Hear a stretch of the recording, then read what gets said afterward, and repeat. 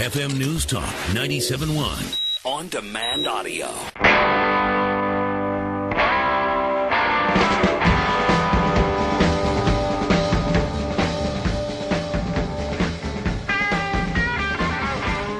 Talk lines are open now at 314-969-9797 or toll free at 866-455-9797. You're listening to The Dana Show.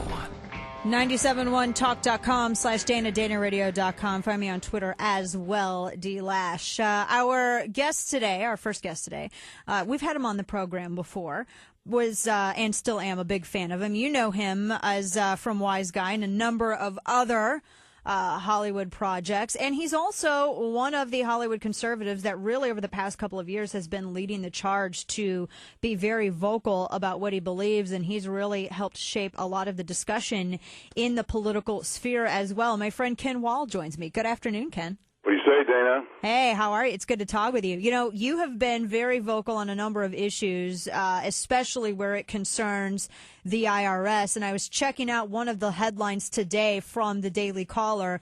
One of the top staffers who is arranging meetings between IRS officials who are out there screwing over conservatives and pro-life groups and everything else now is working for a very far-left progressive billionaire. What a surprise. Yeah, I know. We're all so surprised over that. You said that these were mafia tactics that the IRS used. And, of course, surprise, FBI hasn't contacted any conservative Tea Party groups about this still.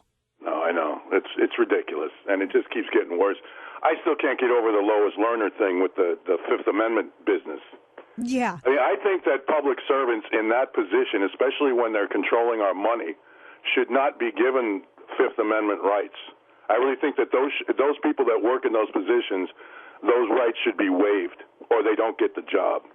Yeah. I mean, it's and plus she even started she had launched before she pled her Fifth Amendment right. She got in there and immediately started in with this monologue, which seemed as though she just was kind of just saying, well, I don't want to do the Fifth Amendment. And I know Darrell Issa was trying to get her on that. But you know what, with Lois Lerner and with, think about this with Obamacare as well. These individuals, they want to be exempt from having to answer for their behavior towards conservatives and people who dissent with this administration. These are also, Ken, the same people who are going to be implementing Obamacare, but they themselves want to be exempt.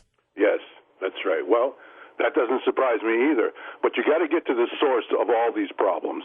And the source of all of it is the collusional media. If the media did their job and pushed back like they're supposed to, these things wouldn't be happening. Yeah, exactly. So, which makes me very happy about Reince Priebus's decision, chairman of the RNC, after NBC and CNN said they were coming out with these Hillary documentaries. Very convenient, too, Ken, don't you think? Right in the thick. Yeah, but you know what? I don't agree with all the backlash about that. I say do more Hillary movies. I think people will get to the point where they're so fatigued from Hillary, they'll have Hillary fatigue, and they'll be sick of her. We got a long way to go. We got 3.5 years to go before the next election, presidential election. She will be 69 years old at that point. Not that that's a big deal by itself. But there is that old saying that familiarity breeds contempt. And I think by that time, so many people will be sick of her. I say make 10 movies about Hillary. That's a good point. Do you think that they would sugarcoat, Whitewater or Benghazi? Of course they will. But that is such common knowledge that I think even the lowest of low information voters will be able to see through that. I really do. I hope so. I really hope they do. I don't know. Let's face it. People that want Hillary as president are not going to be swayed one way or the other by a television movie anyway. True. That's a good, true. It's the people on the fence, the undecideds. And I think that one of the reasons they're undecided is because they have some intelligence, that they're not just going to believe everything that's spoon-fed them. So the fact that they're undecided and they see these movies being written and filmed about Hillary shows that, look, the left and all the people that control the media are just going wild trying to push Hillary. I think that will work. That will backfire on her. Oh, I hope so. So make more. Make as many Hillary movies as you want. So we'll all be completely sick of her. Well, she's running because she's still married to Bill. Yeah, so what's the point of all that? Right, exactly. I know, here she is, this supposedly independent, liberated woman, and she still uses Clinton as her last name. Oh, and still standing by her man after all these years. Yeah, what's that all about? All of these years. Just for that alone, people should be against her. Well, yeah. Especially the hard left feminist groups. Right. Like, how can you stand this woman, knowing what Bill did, and all these years later, and you're still sticking with this guy and still using his name? Right. Why aren't you Hillary Rodham? Right. Exactly. Well, and speaking of all of that, too, because the identity politics with her are already starting. They're laying the groundwork years early. It's going to be a really long 3 years. But it really is. When you had Todd Aiken and Richard Murdoch and these Republicans say some unfortunate things, yeah, it wasn't the best thing that they said. You know, I think we all kind of got to where they were going, but it could have been very much more artfully put. They were made the face of conservatism. They were made the face of the Republican Party. All right, so here you have this pervnado of Bob Filner, Anthony Weiner. You have Bob Menendez. I can't even keep track of them. Who else we got? Elliot Spitzer. But they're not the face of the Democrat Party somehow. No, I know. Yeah, again, no surprise. Well, this just example of the left hypocrisy over and over and over again. Do you think that people are going to be tired enough of it, though, in 2016 that they're going to act a lot differently than they did the last election? Well, let's not jump the gun too far. We got to hit 2014. True. And that's that midterm election is 65 weeks from today.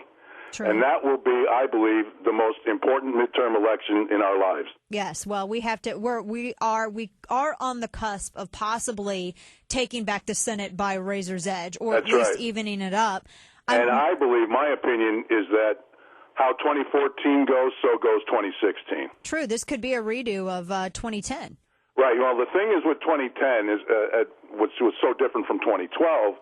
Is that young people don't usually vote in midterm elections. Right.